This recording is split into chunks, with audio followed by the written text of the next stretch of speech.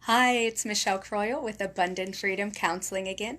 And today, the fear topic of how to break free is about breaking free from the uncomfortableness of change.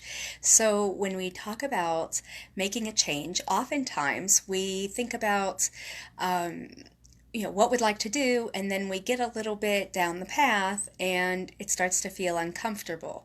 And we can start to fear that discomfort because it's unknown.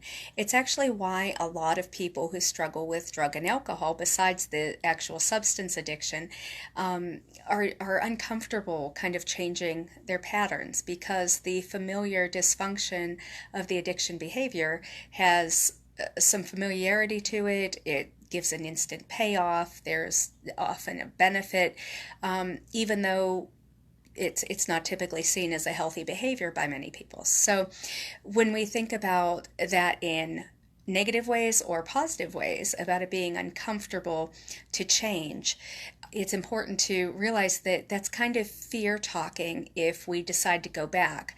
Sometimes it's fear that we're not going to be able to make it after all, and or fear that there's too great of a cost to the change that we want to do, or fear that whatever we try is going to make us so uncomfortable that we'd rather not try at all because we'd rather just give up and go back to at least, we're comfortable with what we're already familiar with and what we already know.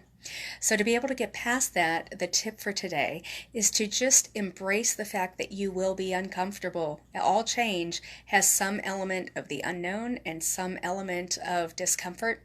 And when you can accept it rather than fight it, you can just tell yourself that that's normal in change and that you will eventually get used to the new normal, that things will become a bit more predictable, and you will start to feel more settled the more you experience the good changes that you're trying to make.